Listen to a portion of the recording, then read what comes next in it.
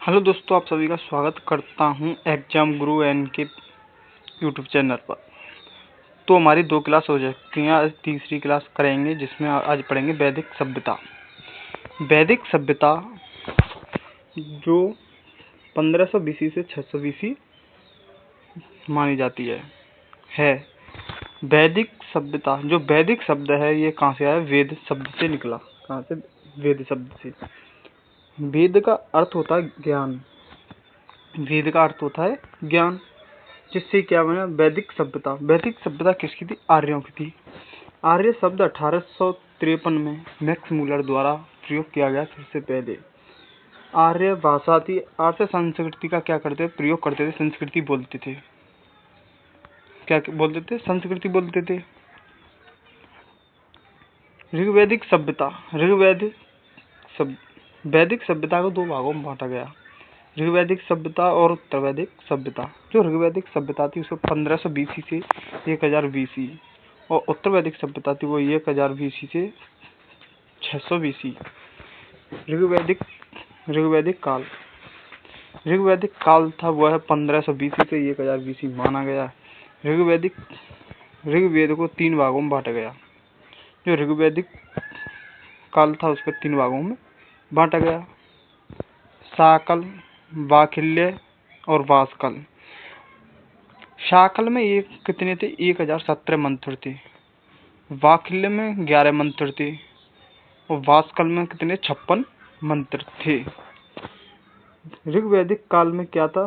ऋग्वेद में 10 मंडल, 1028 सूक्त थे। प्राचीन मंडल था वो 2 और 7 क्या था? प्राचीन मंडल था।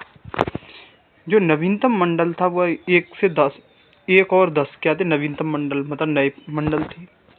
पुरोहित को होत्र कहते थे। ऋग्वेद के जो पंडित या पुरोहित होते थे उसे होत्र कहते थे। तो आगे और पढ़ते हैं भाई। ऋग्वेद संहिता की रचना ऋग्वैदिक काल में हुई। ऋग्वेदिक संहिता की रचना है वो ऋग्वैदिक काल में ही 1400 बीसी में। भोगज कोई अभिलेख। कौन सा? भोगज कोई अभिलेख। ऋग्वेद में 4 प्रमुख देवता थे। ऋग्वेद के कितने देवता थे? ऋग्वेद के प्रमुख 4 देवता थे। इंद्र, वरुण, मित्र, नातस्य। इंद्र, वरुण, मित्र, नातस्य। कितने प्रमुख देवता थे? 4। आर्य कहाँ रहते थे? मध्य एशिया में रहते थे।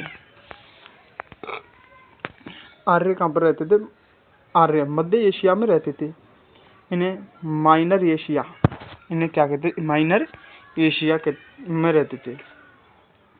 जो ईरान से कहाँ आए? भारत आए थे। आर्य ईरान से भारत आए। जिनका जो जीवन था पशु चराने पर आधारित था और कृषि पर आधारित था। जो वैदिक सभ्यता थी वो कैसी थी? ग्रामीण सभ्यता थी। वैदिक सभ्यता कैसी सभ्यता थी? ग्रामीण सभ्यता थी। ऋग्वेद की तुलना, ईरान का एक ग्रंथ है अवेस्ता। ऋग्वेद की तुलना ईरान का ग्रंथ अवेस्ता से की गई है। आर्यों का निवास स्थान है वो सप्त सैंधव, मतलब 7 नदियों का संगम। यहाँ से 7 नदियां क्या होते हैं? प्रवाहित। सप्त सैंधव क्षेत्र, जहाँ से 7 नदियां क्या होती हैं? प्रवाहित होती हैं। जैसे सिंधु नदी, सरस्वती। सबसे पवित्र नदी जो वैदिक सभ्यता में माना गया है वो सबसे पवित्र नदी सिंधु नदी को, वो सरस्वती नदी को माना गया है। कौन सी नदी को? सरस्वती नदी को माना गया है। तीसरी शतुद्री नदी, जिसका दूसरा नाम है सतलज नदी। विपाशा का दूसरा नाम है व्यास नदी।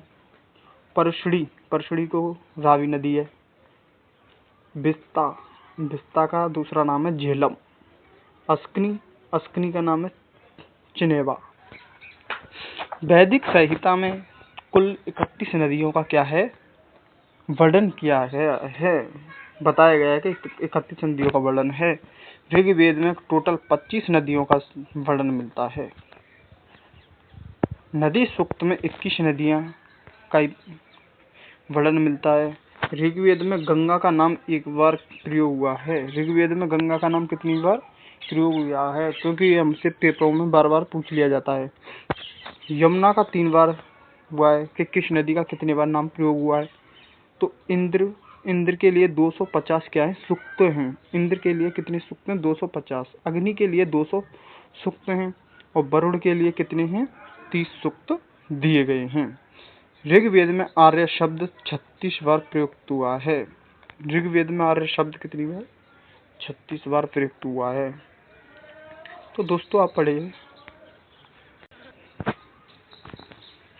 ऋग्वेद में हिमालय पर्वत एवं उसकी चोटी मुजम्मत। जो ऋग्वेद में हिमालय पर्वत एवं उसकी चोटी है वह मुजम्मत को बताया गया है। मनुस्मृति में सरस्वती नदी से द्रस्ती नदी के बीच का क्षेत्र ब्रह्मव्रत है। मनुस्मृति में सरस्वती नदी और दृष्टि नदी के बीच का क्षेत्र है वह ब्रह्मव्रत है। वैदिक सभ्यता की सामाजिक स्थिति। वैदिक सभ्यता की सामाजिक स्थिति। समाज ये कैसी थी पितृसत्तात्मक सभ्यता थी। जो वैदिक सभ्यता थी कैसी थी पितृसत्तात्मक सभ्यता थी। संयुक्त परिवार प्रथा जिसमें क्या थी संयुक्त परिवार प्रथा प्रचलित थी। यह शब्द है नप्तर्य है। कन्या को दिया जाने वाला उपहार हेतु था उसे कहते थे बहतू। कन्या को दिया जाने वाला उपहार होता था बहतू।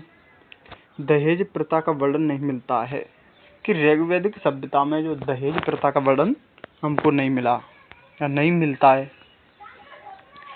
अमाजू उसे कहते थे जो विवाह नहीं करती थी। अविवाहित महिला जो जीवन भर शादी नहीं करती थी उसे कहते थे अमाजू। नियोग प्रथा एक ऐसी प्रथा थी जिसमें पुत्र प्राप्ति के लिए जो महिला को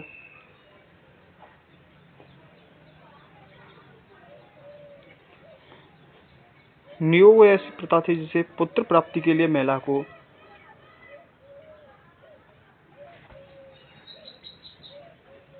छोड़ो इसे नहीं बताएंगे। ऋग्वैदिक काल में दो प्रमुख विवाह थे। नियोग प्रथा एक ऐसी प्रथा थी जिसमें पुत्र प्राप्ति के लिए महिला को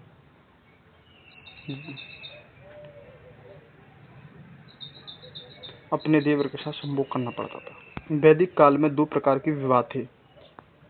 अनुलोम उच्च कुल का पुत्र और निम्न कुल की महिला। अनुलोम विवाह वह था जिसमें उच्च कुल का क्या होता था पुरुष होता था और निम्न कुल की महिला होती थी। प्रतिलोम जिसमें उच्च कुल की महिला और निम्न कुल का पुरुष होता था।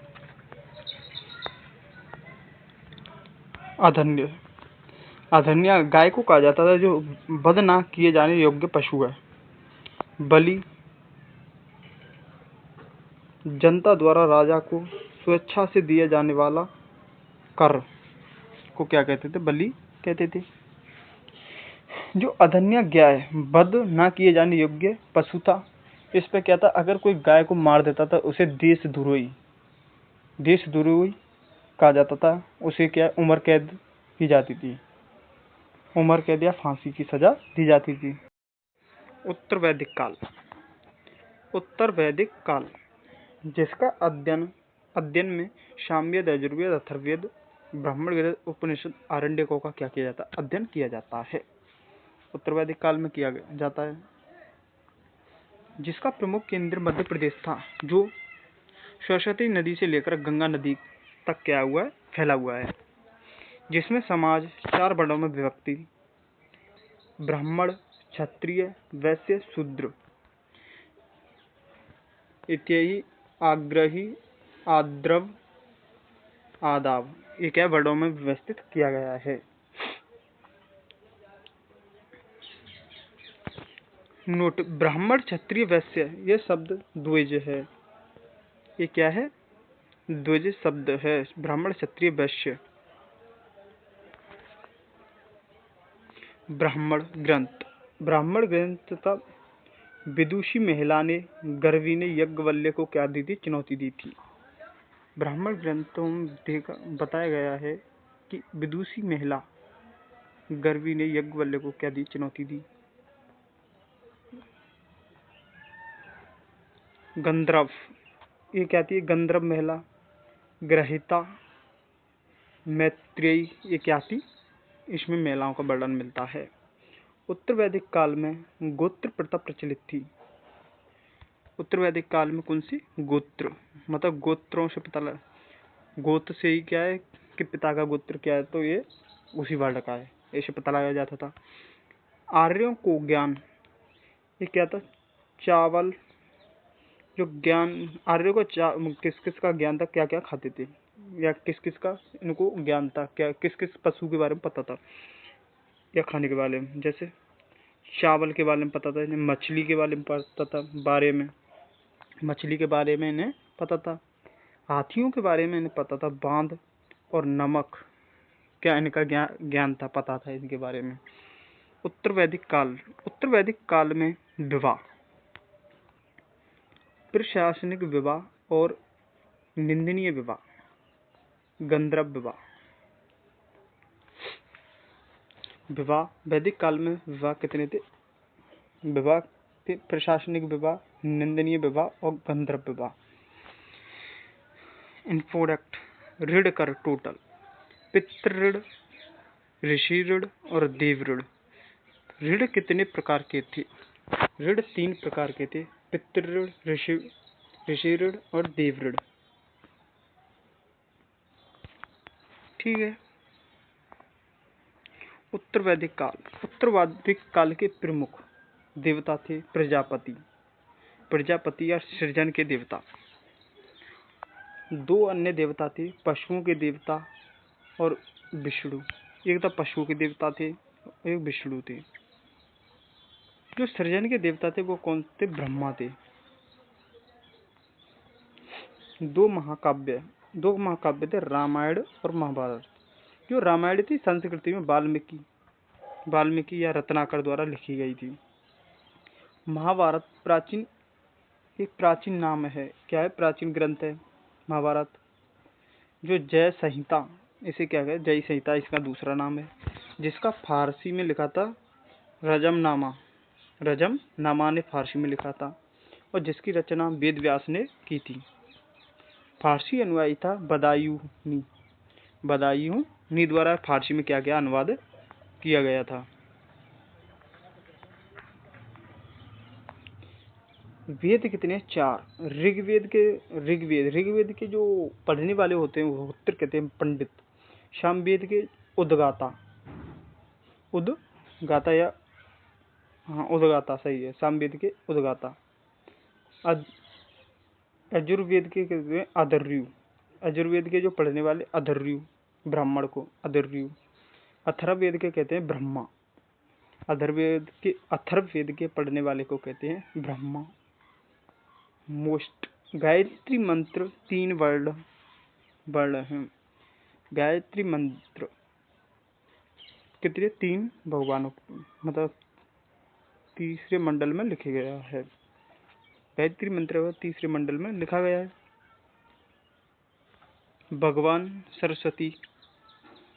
सरस्वती के लिए क्या है? ये समर्पित है। सूर्य की प्रार्थना इसमें की गई है, जिसके लेख थे विश्वामित्र। कौन थे लेखक? थे लिखा था विश्वामित्र जी ने। सूर्य देवता को क्या है? सूर्य देवता की प्रार्थना की गई है और समर्पित किसके लिए है? यह है भगवान सावित्री के लिए। सोम 9 मंडल हैं। सोम क्या है? सामवेद में सोम 9 मंडल में हैं। वन देवी आर्यनी को कहा जाता है। आर्यनी द्वारा खाद्य पदार्थ दूध, दही, फसल, जौ। जो आर्यनी द्वारा खाद्य पदार्थ थे, आर्य क्या क्या खाते थे? दूध, दही और जौ क्या खाते थे? तो निम्नलिखित में से कौन सा अभिलेख ईरान से भारत आर्यों के आने की सूचना देता है। जो होता है बेगजकोई, जो 1400 BC से मानसेरा और ये अशोक के बारे में, जो अशोक के पाकिस्तान से मिले हैं। पाकिस्तान से क्या हमको प्राप्त हुए थे। वैदिक आर्यों का प्रमुख भोजन था दूध, दही, दूध और उसके उत्पादन। सही है, ये नहीं था। दूध, दही और दूध और उसके उत्पादन। सही है। निम्न में से कौन सा अन्न मनुष्य द्वारा सबसे पहले प्रयोग होने वाला है? वह है जौ, यव। जौ को क्या कहते हैं? यव कहते हैं।